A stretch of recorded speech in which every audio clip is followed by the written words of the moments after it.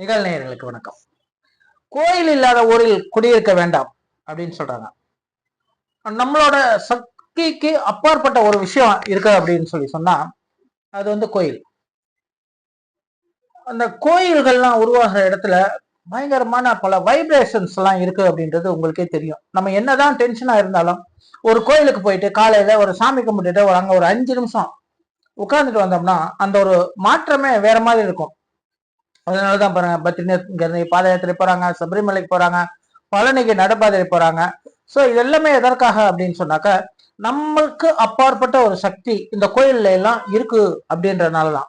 இதுல ஒரு சிறப்பு வாய்ந்த பல கோயில்கள் இருக்கு. இந்த கோயிலுக்குன்னு ஒரு சிறப்பு, தனியான ஒரு சிறப்பு இருக்கும். அந்த கோயிலுக்குன்னு ஒரு சிறப்பு இருக்கும். அந்த விஷயத்த நம்ம நாடி அந்த கோயிலுக்கு போகும்போது நமக்கு என்ன தேவையோ அது கிடைக்கும். இப்போ ஒரு மனுஷன் நல்லவனா கெட்டவனா பணக்காரனா ஏழையா எல்லாமே அவன் தலையெழுத்துன்னு முடிச்சிடுறாங்க. ஒரு மனுஷன் என்னத்தை தலையில எழுதுறாங்களோ அதுதான் நடக்கும் அப்படின்றது ஐதீகம். நம்மளும் வந்து தலையெழுத்துப்பா, எது நடந்தாலும் தலையெழுத்துப்பா அப்படின்னு நினைச்சிட்டு போயிடுறோம். ரைட். இந்த தலையெழுத்தை மாத்தக்கூடிய ஒரு விஷயம் நடந்தா எவ்வளவு நல்லா இருக்கும். நம்ம நிறைய பேரு ஆச்சரியப்பட்டிருக்கோம். அப்படி ஒரு விஷயம் நடந்தா நல்லா இருக்குமே, நம்ம யோசிக்கிறோமா இல்லையா? சரி, இந்த தலையெழுத்தை மாற்றக்கூடிய ஒரு கோயில் இருக்கு, உங்களுக்கு தெரியுமா? அதாவது பிரம்மபுரீஸ்வரர் அப்படின்னு சொல்லிட்டு ஒரு கோயில் இருக்கு. அதாவது பிரம்மாவோட கோயில் இந்தியாவில், தென்னிந்தியாவில், தமிழ்நாட்டில் இருக்கு. இந்த பிரம்மா கோயில் எங்க இருக்கு அப்படின்னு கேட்டீங்கன்னா, நம்ம சென்னையிலிருந்து திருச்சி போற வழியில உளுந்தூர்பேட்டையெல்லாம் தாண்டி தொழுதூர், தொழுதூருக்கு அடுத்து வந்து பாத்தீங்கன்னா பெரம்பலூர், பெரம்பலூர் தாண்டின உடனேயே திருப்பட்டூர் அப்படின்ற ஒரு ஊர்ல இருக்கு. இந்த திருப்பட்டூர் வந்து சென்னையில இருந்து திருச்சி போற வழியில பெரம்பலூரை தாண்டினவுடன் திருப்பட்டூர் அப்படின்ற ஒரு கிராமம். அது வந்து பாத்தீங்கன்னா ஒரு 3 கிலோமீட்டர் உள்ள இந்த கோயில் இருக்கு. இந்த திருப்பட்டூர் கோயில்ல தான் வந்து நம்ம பிரம்மா வந்து சிலை வடிவத்துல காட்சி தரார். நிறைய பேர் வந்து போறாங்க, நிறைய பேருக்கு இந்த கோயில் தெரியுது, நிறைய பேருக்கு இந்த கோயில் தெரியல அப்படின்றது வருத்தமான ஒரு விஷயம்.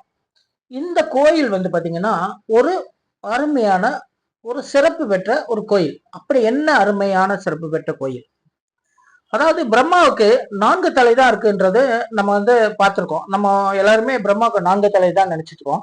ஆனா பிரம்மாவுக்கு 5 தலைகள் இருந்திருக்கு. இந்த 5 தலை இருந்தனால பிரம்மா வந்து ஆணவத்துல கொஞ்ச நாள் என்ன பண்ணிட்டாரு, ரொம்பவும் ஓவர் ஆக்டிங் பண்ணிட்டாரு. இது பிடிக்காம சிவன் என்ன பண்ணாருன்னா கோவப்பட்டு அவரோட ஒரு தலையை கிள்ளி வீசிட்டார். வீசினோடனே இவருக்கு வந்து பிரம்மஹத்தி தோஷம் ஆயிடுது. ஆன உடனே அவர் வந்து சபிக்கப்படுறாரு. சபிக்கப்பட்டவொடனே அப்போ வந்து பிரம்மா வந்து வேண்டுறாரு சிவன்கிட்ட, ஐயா இதுக்கு ஏதாவது சாப விமர்சனம் இருக்கா சொல்லுங்க அப்படின்னு சொல்லிட்டு.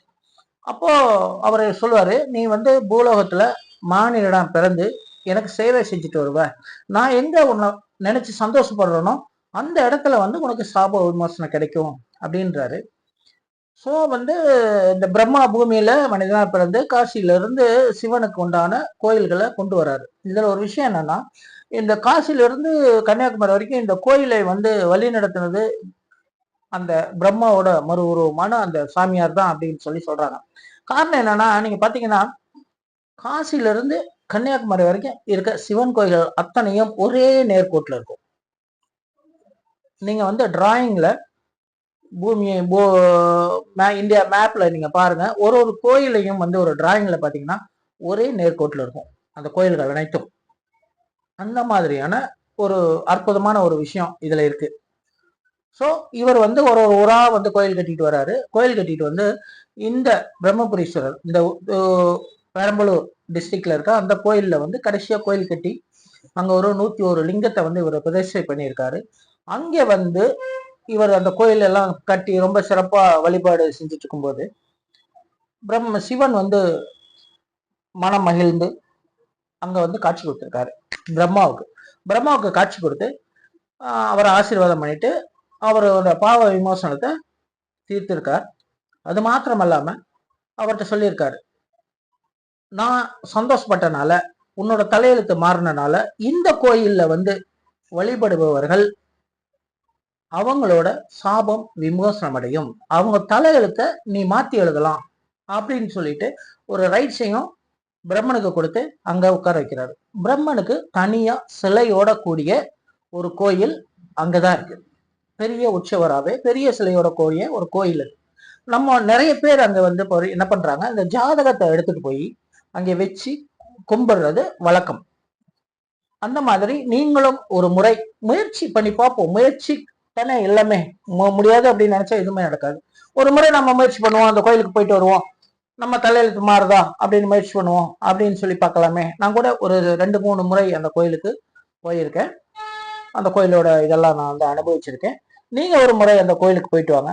அந்த பிரம்மபுரீஸ்வரர் ஆலயத்துல போய் அவரை வழிபட்டு நம்ம தலையெழுத்து அடுத்த இதுக்கு ஏதாவது மாறுதா அப்படின்னு பார்க்கலாம். இது ஒரு அற்புதமான வரலாற்று சிறப்புமிக்க ஆலயம்.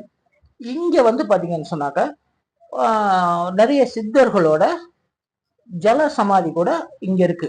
அதாவது பிரம்மமுனி அப்படின்னு சொல்லி ஒருத்தரோட ஜல சமாதி இந்த கோயில்ல இருக்கு. பல வருடங்களான இருந்த ஒரு சமாதி இது. அந்த மாதிரி சமாதியோட இருக்கக்கூடிய கோயில்கள்ல எல்லாமே, சித்தர்கள் சமாதி இருக்க கோயில்கள் எல்லாமே சக்தி அதிகமா இருக்கும் அப்படின்னு சொல்லி சொல்லுவாங்க. பெரும்பாலும் சிவன் கோயில்னாலே சித்தர் சமாதிகள் நிச்சயமாக இருக்கும்.